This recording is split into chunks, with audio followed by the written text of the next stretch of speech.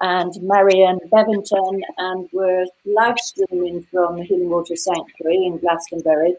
And we have just gone through this huge ordeal because we prepared for this live stream video with you well in advance, and just at the crunch time, just at the time when we're about to go live, the whole of my Chrome froze, and we had to go into this mega shutdown of everything.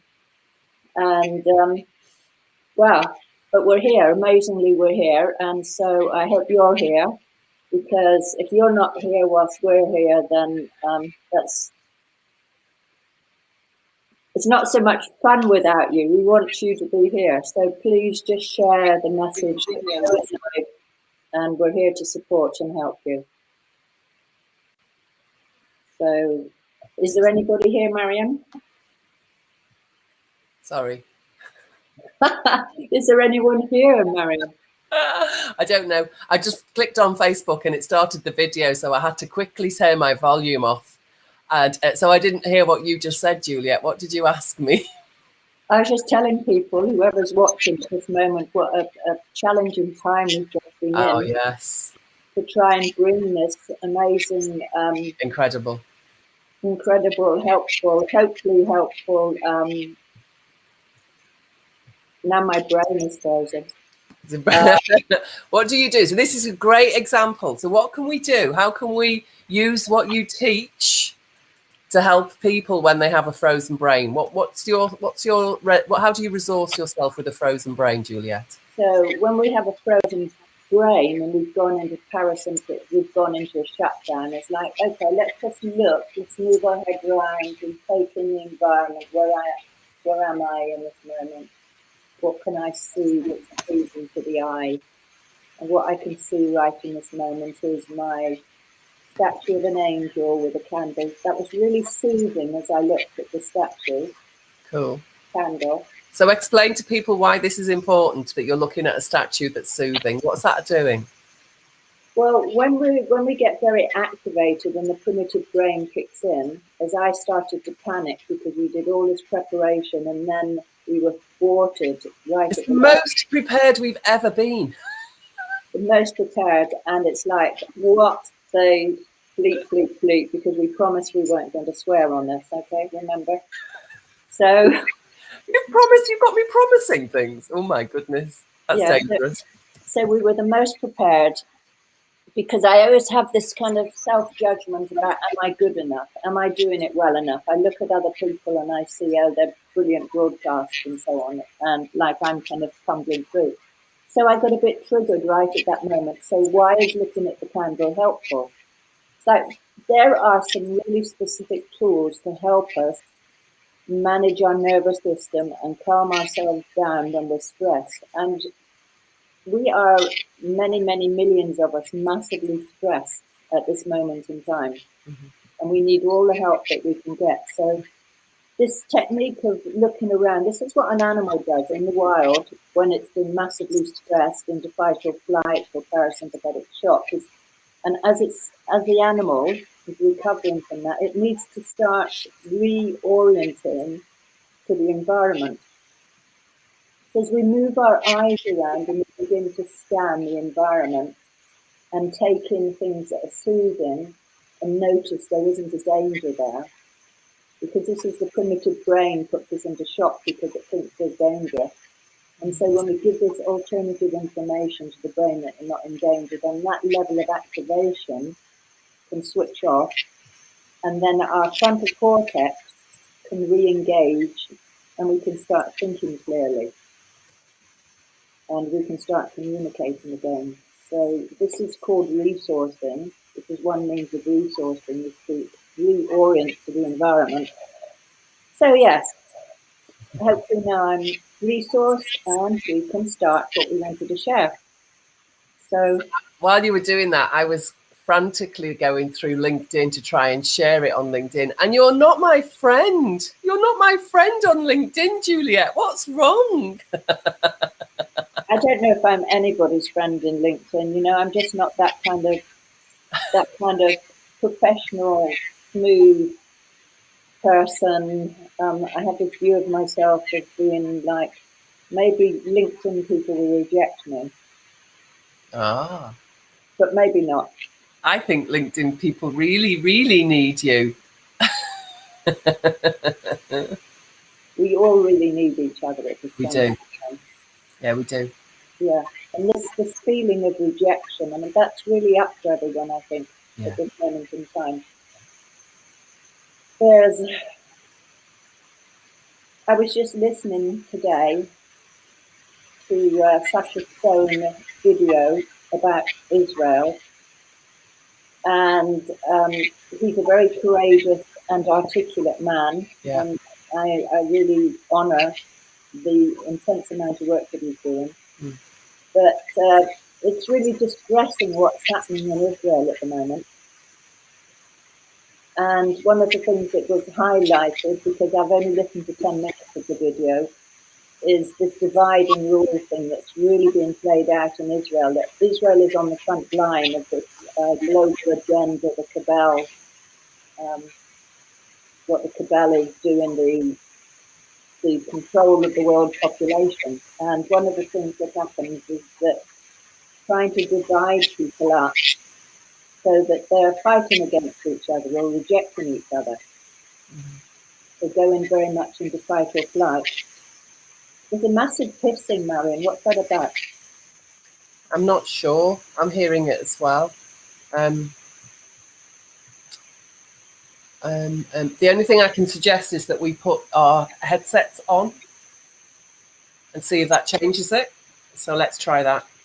Well, I would, but I'm not sure where my headset is. So hold on. Let me see if I try. It might make a difference, and then you don't have to. Let me try. Does that help? Oh my God, that's a miracle. So it's, yeah, I thought that's when I said to you before, how is my sound? And you said it's great. It's not great. It's bursting our eardrums. It was great a few minutes ago. Okay. Okay, good. So it's the nature of things. They constantly change. It's absolutely. Like nothing's fixed. So even though we're seem to be in the hell realms at this moment, it could all collapse just like that. Yeah. And we can return to or move forward into the new paradigm. Yeah. So that's better. That's cleared the hiss completely for you as well, has it? Absolutely. I feel like very good. pressure is taken off me now. So just coming back to what I was saying about Israel and the thing about being rejected, the fear of being rejected, and that it's very hard to stand in your sovereignty when everyone's turning on you, and that there is this deliberate intention. This is what the global elite, as they're trying to move us into this 2030 agenda and even further, it's like, what's the mechanism for doing that? Well, it's like, let's turn everybody against each other so that nobody feels confident or powerful enough to speak out. Because if a question that people always ask me when I start talking about this is, why are they doing it? They've got all the money they could want. Why are they doing this? What do you say to people who ask that question? I don't know why they bleep they're doing it. I've got lots of ideas, but they are doing it. I mean, that's quite clear because they've written all the agendas. It's all there, and we've witnessed several thousand years of them doing this. Certainly in the last 3 or 4 decades, it's very clear what they've done. Yeah. You know, it's all there. So I can say power, I can say evil, I can say control, I can say mind control, I can say satanic abuse. I mean, all those. What's the purpose of it all? Because I think that's the question that most people want to know. And in fact, if you're watching, I can see the stream on Twitter, I can see it on LinkedIn, I can see it on Facebook, and I'll probably be able to see it on YouTube in a minute. So if you've got any questions, type them in. Facebook is my preference, but whatever platform you're on, because I think this is really key.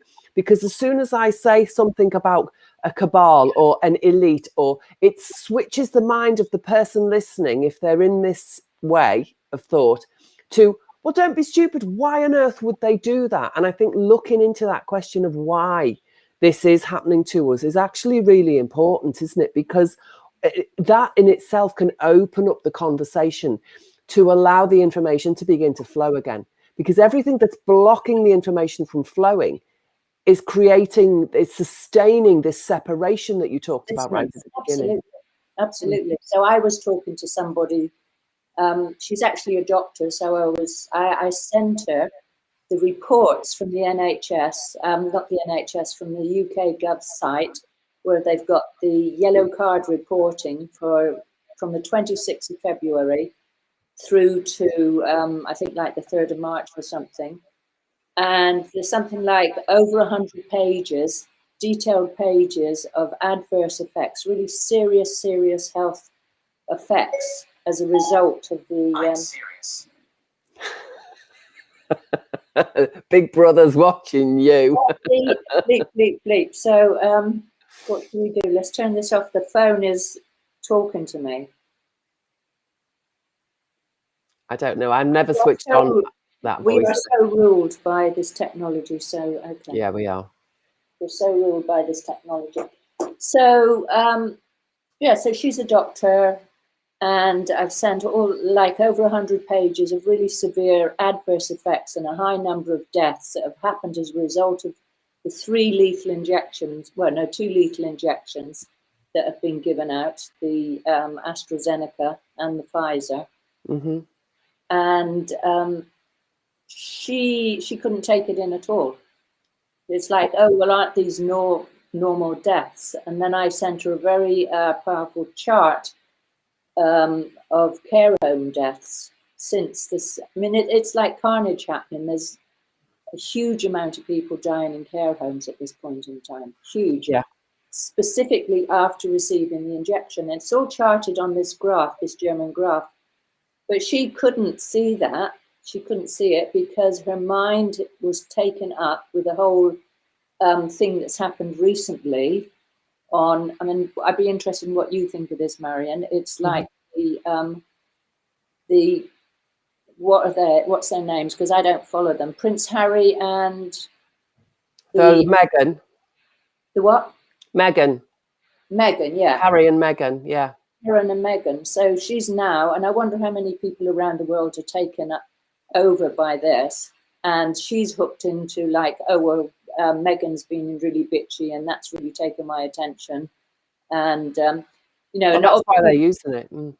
Exactly. So this is why they're using it. And like there's what I watched was a question about whether they were really real or whether they were body doubles or not. Because one thing none of that, to me, none of that is important because that just, again, switches off a lot of people's attention. Exactly. So if we start talking about body doubles or we start talking about CGI or all these other, because I'm hearing all of these conversations and the community that I'm in, people engage in this conversation, but we need to create one human community again. I said it last week, didn't I? I am so racist. I am a supporter of the human race. Absolutely. I don't care what you look like. If you are human, if you appear human to me, I perceive you are in my community. And we talked about it last week, didn't we? That wherever I've traveled, I feel welcome as a human being. And so I want to work at that level. So I know if I start talking about a certain subject, it is going to disconnect the other person's attention. So I don't want to do that. So this is a great discussion to have. How can we keep the community of human that we are and meet at a point where we appreciate that we're actually trying to support, respect, and look after each other?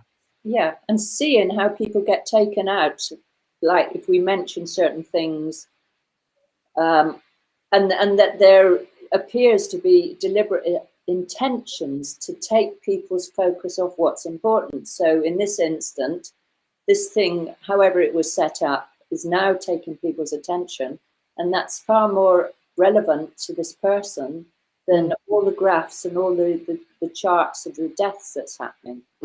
So it's like we have a formidable task on hand just to keep our human connection with each other and keep open the communications. Yeah, absolutely. Okay, so this is great. We've actually got some comments coming in. I've just gone back to one of my screens.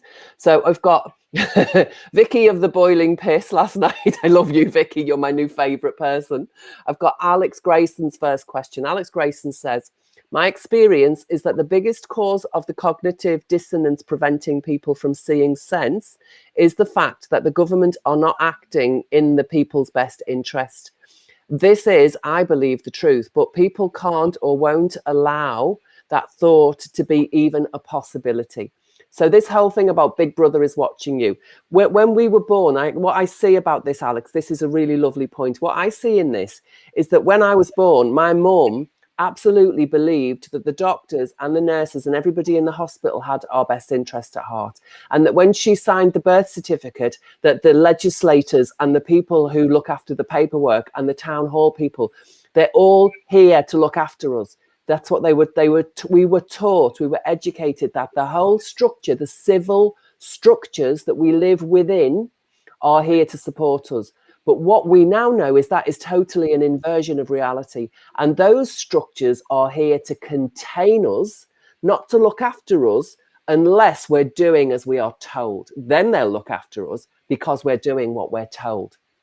And so it's this intention behind the civil structures. And people can't get it because it would blow their mind. So I understand. I mean, you know what cognitive dissonance is doing to us on a biological and an emotional and a nervous system level as well, don't you? But it's like, so knowing all of this stuff is not helping. We need to understand how to start the communications again, how to open this community back to a human community that is all communicating, knowing that as humans, we can be respectful and we can look after each other. So, but where do we start? So, that's what Alex said. And then I've got Dina Stone saying they're using distraction techniques for what's really happening. I think she was talking about the royal thing. And then Vicky Price says people's logic has gone. They are either so entrenched in cognitive dissonance or they want to virtue signal so badly to their fellow man that they will or do not, that will at any length prove what a good person they are by doing their bit, by doing what they're told. So, I think we're obviously all the people who are listening and watching now, we are all open to the ideas that we're sharing. And what the story that you started with, Juliet, was the story of what's happening in Israel at the moment. And what I'm flipping at the moment because I want to not dump my shit on anybody, because I want to keep the door open to this community of humanity. But yesterday, I got very aggressive because people are supporting genocide. The virtue signaling is absolutely what the Nazis relied on to support the actual genocide. And I jumped into a Facebook conversation where there's two sides to the argument. Yes, there is. There's Nazis and there's people who want to look after people. That's the two sides of the argument. And if you stick with the genocidal Nazi argument, what I actually says was, you can go and F yourself with something very sharp, dangerous, unpleasant, and lethal. I just got furious because I know that if I don't keep the door open, it shuts down the conversation. But actually that door open meant I had to engage in a conversation with somebody that was supporting genocide. And I just saw red. I just saw red and I said, no, I am not doing it. I'm not tolerating it. And it makes me laugh today because I'm quite pleased that I did it. But I also know I've alienated people who need to hear the question, need to hear the information that I share. So it's there's so many strands to this, Marion, and it's beyond. I mean, it's a huge, huge thing. It's huge. Yeah. Yeah. And just, I mean, for people to, first of all, get the piece that the government's not looking after us and the social structures are not there for our own good. I mean, that's a huge flip in itself. Everybody's at a different level in this process. Yeah. And everybody's in a different state of cognitive dissonance. Yeah. Or having a heart open and ready to support other people. So we're all in different places. So holding that open awareness is really important. And genocide is happening. And my heart really opened today when Sacha Stone named it very clearly on his call to the doctors in Israel. It's like, yes, there were several thousand Nazis were taken into the American government and as part of the Operation Paperclip to carry on rolling out the experimentation on humanity. And that is happening. And Israel is the front line of that. And after Israel, it's Britain. And then there's Canada, there's Australia, and this is happening. We have to face that this is happening. And maybe your cognitive dissonance isn't going to see this. And maybe the person you love most is suffering from that cognitive dissonance. Yeah. And then how does your heart deal with the pain of that? Like my heart dealing with the pain. And I've spoken to many people this week whose closest people are who you would call the people supporting this genocidal agenda, because they are virtue signaling, they are going for their injections, they are supporting this genocide. It's like, if you do not absolutely actively oppose it, you are complicit with it. Yes. And then there's the total helplessness. How do I oppose it? And you know, the understanding about trauma is really important, because each of us will have a different capacity, and our capacity will change moment by moment. What we can engage with, where we find our strength, and what is absolutely too much and too overwhelming, and we want to put our heads down and hide because it's just too terrifying. Yeah. And that, like, my role, each one of us has a role. My role is really, well, two things. One, I want to speak out as much as possible, because I've always been, you know, wanting to speak out against evil. That's a big part of me. But the other thing is to support other people to feel empowered and to keep the conversation open, and to support people in learning about trauma and how they can manage their nervous system so that they can stay in the game longer. Yeah. So they don't get burnt out, so that we don't get burnt out. Yes. So that having these trauma skills are really, really important. So talk to the people who are watching a little bit more about how they can take advantage of your teachings and the trauma skills that you help, because you've helped me immensely. I don't think I would have been able to have the fight I had yesterday and display the anger I did and recover from it so quickly and not feel so bad. And I'm not hating on myself all day today. I'm quite amused about it. And what you've taught me has helped me to be so resourced today, to be so calm, cool, and collected today. I've been on Zoom and online all day doing presentations, and I've been fine. If this had been a couple of years ago, I would have hidden under my bed all day thinking I've sworn at somebody and I've insulted people and now they won't like me. So share with people a little bit about what it is that you've helped me to appreciate about trauma. Well, that's a big thing. People sometimes watch me when I'm working, and then they say afterwards, like, how did you do that? What happened? What happened there? You know, something shifted in that moment. What happened? And I think what you're describing are some of those experiences you've had with me, Marion. But the approach is about empowering, that I do what I can to empower somebody from the inside out, rather than, I've been working with psychotherapists, for instance, that have got traumatized in their trainings, in their psychotherapy trainings, or doctors that have been traumatized because there's this top-down control over system telling people what to do. Yeah? Yeah. So when you're giving your power away like that, how can you ever know what to do, what's right for yourself? So trauma healing is all about helping somebody find their power, find their strengths, finding their capacity to stay present, healing the splits, beginning to, I mean, some of the things I've done with you, Marion, if you don't mind me sharing that. I don't mind you sharing at all. I'm an open book, Juliet. I think it's important. Yeah. It's bringing the splits, integrating the splits, you know, the fragments of the personality that's been broken apart because there are places where you haven't been able to go. I mean, we all have this, the dissociation, and this is what cognitive dissonance is. It's like we can hold two totally opposing beliefs and understandings simultaneously. And so we don't know that we're two separate people in there. And like, how do we heal that and bring it together? Is that like when you hear people talking about with what's it called, personality disorders or multiple personalities, and one of the characters has got green eyes and one of them's got blue eyes? You see them on movies and things. I'm not really a big film watcher, so I don't know, but I hear this is this is like a known phenomenon. Is this the same sort of thing? Yeah, it's the same. It's the same kind of thing. So this can be very, very subtle, or it can be very stark, where you have personalities. Somebody has multiple personalities, and one personality doesn't know about the other. Yeah. So this is a fundamental capacity of the primitive brain to be able to split off a part of the psyche and the body so that it doesn't feel pain. This is the ultimate survival mechanism. And the cabal, the elite, however you want to call them, they have been studying for hundreds of years of how to use trauma, how to use the primitive brain to actually gain control over people. And they actually deliberately traumatize people and cause them to split. And once they've split, then they can put in codes, signals, sounds, written words, all sorts of signals that will speak to a part of the brain that's split off to bring that online. So this same thing has been rolled out by our governments around the world, the same understanding to control the population. Yeah.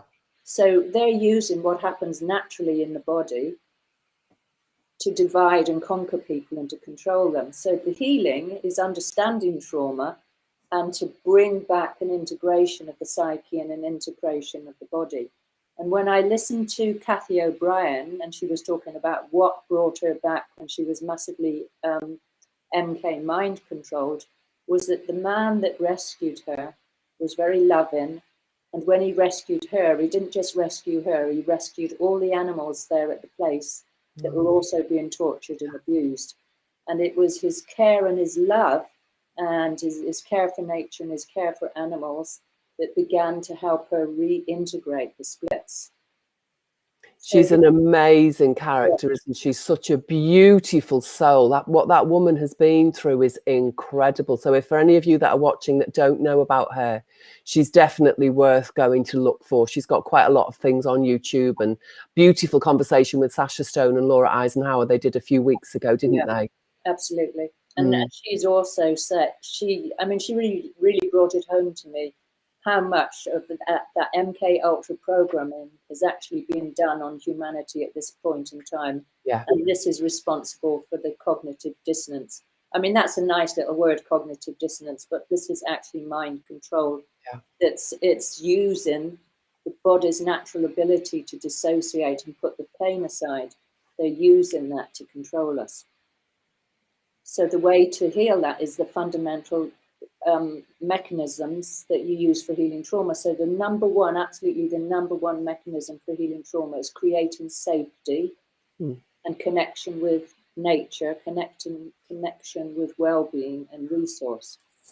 Yeah. So as we begin to do that, we begin to connect to ourselves and we can reintegrate. And that's what you were doing at the beginning, wasn't it? When we were a bit nervous because we'd got all messed up with our technology. And so just tell everybody what you did again, because a few people, we've now got 10 people watching, and a few of them were not on at the beginning. And while you do that, I'm going to go and switch my light on because it's getting darker and darker. So just explain what you were doing at the beginning. Okay. So when we get very activated, very stressed, it's because the primitive brain takes over and puts us into either fight or flight or parasympathetic shock. So this is what happens to animals, it happens to human beings. So if we find ourselves in that state and we have to come back to integrating back with our cognitive brain, our thinking brain, we can employ a whole range of techniques, but one thing that you can do is to reorient to your environment. And this is what an animal does when it's just escaped a life-threatening situation and it's in recovery mode. It will start moving its head around and scanning the environment. It will start to look and check out the environment, that it's safe, that there's no danger. So the primitive brain is all the time managing the metabolism of us and animals to be alert to danger. And if there's a sense of danger, we go into parasympathetic shock or fight or flight. And to come back to normal, we have to check that that threat is no longer there. So what I did was to look round, and particularly I saw my beautiful statue of an angel that's still there. Hi. And it's so soothing to me. Yeah. And the candle in front. And that immediately gave me a message of just, One of the beautiful trauma release observations that I know, and I use this when I'm teaching as well and with clients, is it's about giving birth. So if a deer is giving birth to its baby and there's a rustling, then even if the baby's almost out, the deer's body will clamp the baby so she can run to safety somewhere else. And this, I explain this to people who've had problems with giving birth themselves, or they were, the result of a traumatic birth. So the deer's body can hang on to that little infant, even though it's hanging out of her, until she finds a safe place. And then when she finds the safety and she can look around and there's no rustling and there's no danger, she can just continue with the birth process as normal, as if nothing has happened. And then the baby will be born fabulously.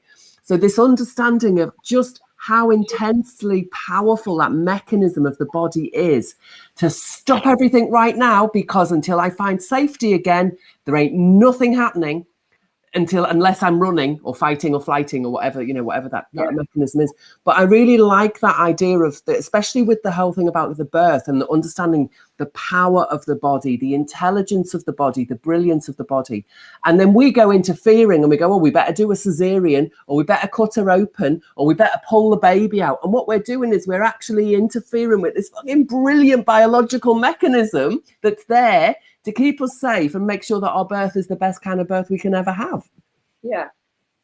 So all this stuff about the lethal injection and everything that's been rolled out and the power over is all about disconnecting us endlessly from ourselves. And that we have an incredible wisdom within our bodies, and that the life force in our body is millions and millions of years old. Like we might be this specific age, like 30 or 20 or 55 or something, but we carry a life force energy that has gone through all sorts of experiences, that knows exactly what to do to get through danger. And that the more we can connect into our bodies, the more we can come back to our sense of purpose and our sense of power and attune to nature, that will take care of us. And when it comes to the fact of what is a really, really big threat to humanity is when our dearest and nearest cuts us out and rejects us. Yeah, that's immensely painful. It's agonizing, and it feels very dangerous to a human being to be cut off by our closest loved ones.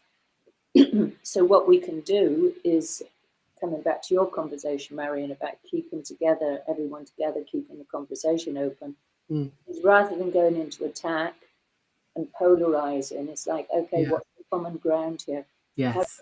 How can I soothe my loved one? How can I say, okay, well, we may have a different point of view, but what's important is the connection. How can we take care of our connection? So what sort of conversations would that look like or sound like? Because I think this is where it's difficult, isn't it? Because we're not used to having to converse at this. What I call that, when I'm talking about from a training perspective again, is we call it chunk up. Let's chunk up until we can find common ground. So the common ground is I love you often. I really love you. Regardless of all of the information, regardless of what the government is or isn't doing, regardless of medication or not, I love you now, and I want to communicate and connect with you right now as the person that I love, even though we've got differences of opinions. And it's those kind of conversations that I think we need to start practicing, because I know it makes me feel like I'm not having to keep taking their shit just to stay connected. We can chunk above it. We can rise above it. Look at this from a higher perspective. This, soul connection, or, sibling, or my partner, or my child, or my wife, or whatever that connection is. Can we come back to this level of connection and practice from there? And then we can say, can we be kind to each other and just step gently into the cauldron, if you like, of all of the other toxic information between us? Well, maybe that is very powerful, certainly. But and that level of communication may be lost already. So it's like, what can we do in terms of a biological means to create connection, safety and well-being? It might be, would you like a cup of tea? Or it's like, or okay, I honor the fact that you just want to go away and go somewhere where you can feel safe and not be around me. Let's check in later. Yeah. So to keep, just like, what's the capacity of the person that we're having a difficulty with? Yeah. So there's that, but also it's like, how do you take care of your own pain when you have to shut down? This is more key. This is the first thing, because you might not be able to manage any of those things. Well, this is where I've always given away my power in the past, because my people-pleasing techniques and tactics are so refined and so well practiced, and have been forever. It feels like, for generations I was taught how to be a good looker afterer. I was taught how to make sure the other person's state is much more important to be calmed than my own. And then it's even as if my own state is dependent upon the other person being calm. So it's my responsibility to look after them and to come out of, go on. Yeah, because we're so deeply interconnected that we don't feel safe if the people in our families aren't safe. And if we've grown up in a very dysfunctional family, then we may have grown up taking care of our parents, for instance. So that the first step is always about taking care of myself. This is the first step of healing trauma. It's like, what do I need to do? I feel really distressed and disturbed about what's happening. How can I take care of myself? How can I soothe my own nervous system in this moment? Yeah. How can I feel safe right now? Yeah. And that might be going for a walk. It might be having a cup of tea. It might be hiding under the bed.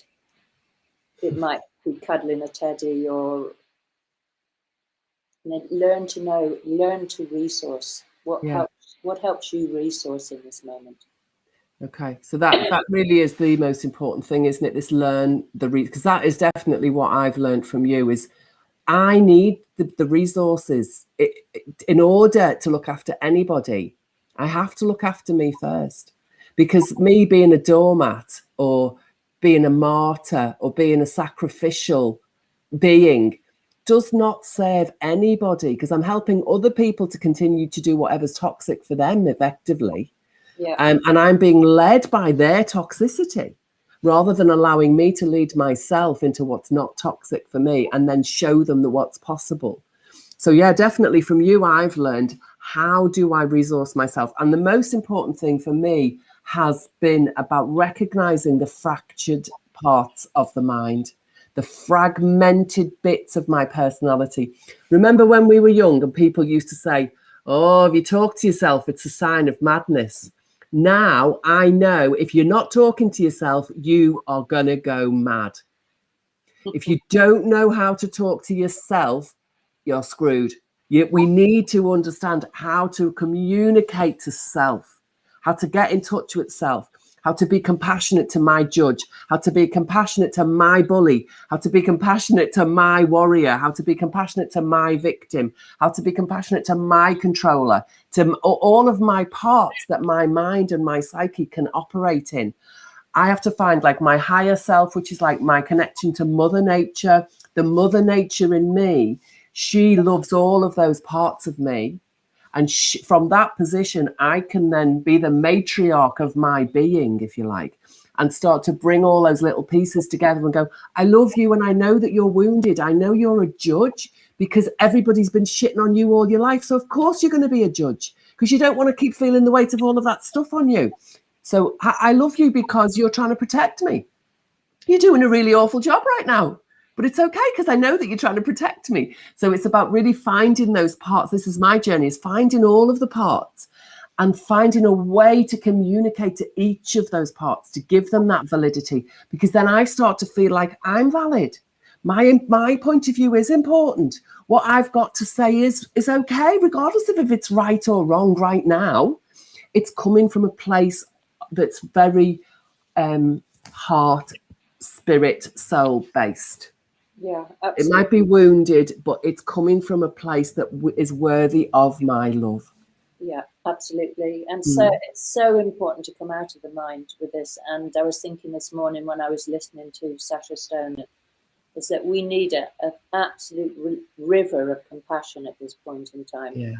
For all the horror, all the difficulties, all the challenges, all the pain, all the cognitive dissonance. It's like, how can we just hold that? But it's difficult. How do you distinguish between compassion and doormat? How do I? Oh, that's an intellectual question. No, in your being, how do you do it? How do you do compassion and I'm not a doormat?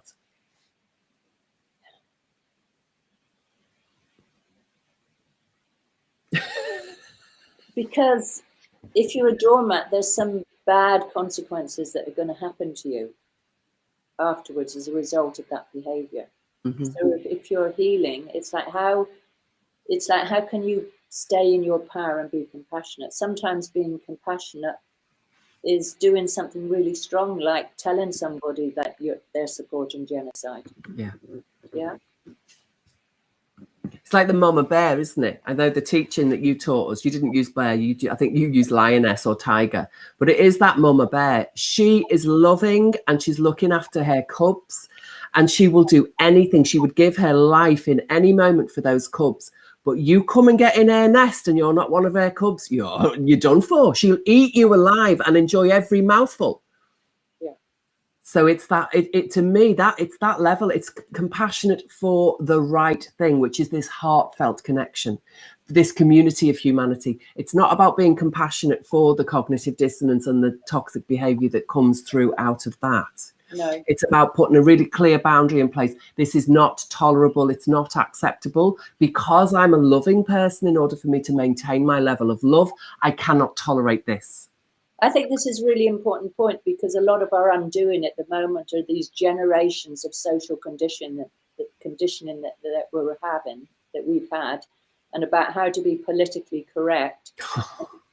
And it's like, it's time to stop being politically correct. Yeah. Because that's the Trojan horse that's really got Yeah. control of us. And it makes me grieve very deeply to see lots of my friends that are hooked in now to doing the politically correct. And that's part of what's gone with the Harry and Meghan thing, is this, it's shrouded in political correctness because she's a black woman.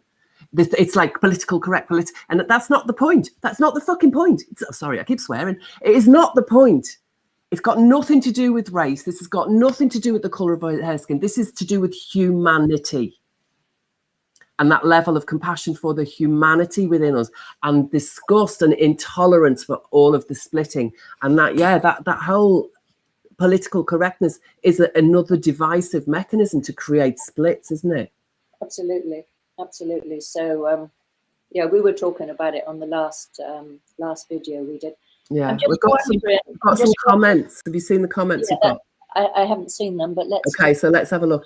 So Alex Gray is saying, if people aren't awake now, they're a danger to the rest of us. Brilliant. That's exactly what we've just been talking about. Dina Stone says, unveiling all the illusion takes time to adapt and accept and be courageous to transform. We are all doing our best in our own pace. Perfect. Exactly what we tell you. We're all in agreement, aren't we? And then Vicky says, the part I'm struggling with is that I can deal with it when it's other people, but not when it's family and friends. It feels like some of my closest people are the ones that are now a part of the problem. This is the heartbreak, isn't it? Yeah, it's absolute heartbreak. And yeah, my heart goes out to you, Vicky, as well, because I'm struggling with the same thing. And it's and this is where your compassion for self has to come in as well, because it is so painful. And I don't know that there's any easy solution with that. It is painful, and if it wasn't painful, there'd be something wrong with it. The fact that you feel the pain means that you're engaged in your heart. And it's like you just have to soothe yourself in some way and breathe through that experience and do something. And in that process, and there's some huge healing. And Thomas Hubel has a wonderful practice. He's working with collective trauma, and you find him online. So it's like, take the difficulty. So wherever the pain is, it's showing you something that you need to heal. So this connection that's really being hurt at the moment, take it back to yourself and sit with it. What's difficult here? What is it actually touching in me? And really sitting with that for yourself and reflecting on it, because that's the healing process. Yeah, Vicky was with us last night when we were healing through This Is Not Tolerable and I Can Still Love Myself. So that's the beginning of the process with you, Vicky. I think that, I mean, that video is still up with the tapping and taking us through that whole process. So yeah, I think it's these things that we need to practice. We need to keep our practice of how to resource ourselves, how to stay compassionate to ourselves. And I I ended up laughing about this whole thing yesterday after being quite disgusted with myself, I have to say. Started off being disgusted with their conversation and ended up being disgusted with me. Doesn't help. Just doesn't help. I'm sorry if everything's just been a bit muffly. I've just realised I was sitting on the microphone. So now I'm probably really, really loud. Yeah, I've been able to hear you okay. So okay, that's good. That's good. So let's just do a time check, Marion. I'm not sure what time we've got 4 more minutes. Well, we've got 5 more minutes. But what we've got some more comments here. So let's have a look. Joanne Heath says, thank you, Joanne. There's a movie called Split that explains the different types of personalities that we were talking about, the split personalities. And then Alex Grayson has been joining in a lot. I love it. Alex, thank you for your joining in. Oops, dear, it's just jumped. Alex Grayson says, trauma-based mind control has been used on us as a populace with the most extreme in the so-called elite for generations. Absolutely. So the elite people are totally mind effed, aren't they? Trying not to swear. I'm not doing a very good job of not swearing. And then, Annalise says hello from Denmark and thank you. We've got Dina saying, we are taking my dad out for a beach day tomorrow. Oh, I love it. He's having his second injection on Saturday and I will enjoy our time out together. So one of the things that I say, Dina, is if people are choosing to have it, I believe in the placebo effect. I've got evidence, personal and other, of the placebo effect actually working. When you believe something is good for you, it can help to support something in you on some level. And so if people absolutely believe it and that door is closed for you to try to convince them not to do something else, just have that faith that the placebo effect will operate on some level. So it might not be as devastating as we are frightened. So yeah, I think for me, that's one of the things that is useful when it is the nearest and dearest that are just not listening to any advice that we give. Just have to kind of believe. If they really, really believe it, the power of belief is incredible. Bruce Lipton talks about it, the biology of belief. And so Dina's saying, oops, it keeps jumping. I will listen to him if he mentions it, only wishing that he has the very best in all his choices. Absolutely, absolutely. Mod Art says, good one. Thank you, Mod Art. Don't know what you're talking about, but yeah, that's good. We like that you're supporting us. Alex is saying the culture of woke is part of the control mechanism. Absolutely. This word woke is another politically correct device in my book. If you are aware and awakening, this is as much as I think that we can discuss. People who call themselves woke, again, they're stuck in one level of conclusion and they want to force that agenda, whatever it is. Whether it's right or wrong, the forcing of single agendas is one of the divisive mechanisms, isn't it? And we've got Ina. Ina says the elite don't want us to ascend. And Rudolf Steiner warned us about them using the vaccine to break the spiritual connection. Yes, I agree with that. Absolutely agree with that. What else? There's another one here.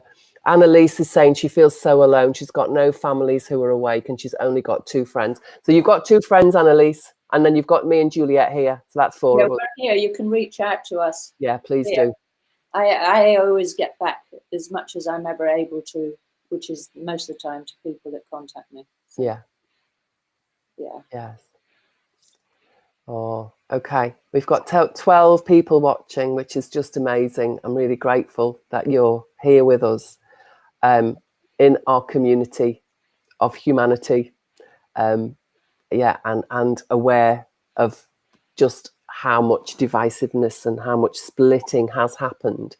And as Juliet, my great teacher, keeps saying, it really is about what can we do to resource, bring ourselves back to ourselves, and then allow others to come back to us as well, to regenerate those communal bonds that are so crucial to us as humans. We are social creatures. We need our community. We need our bonds, don't we?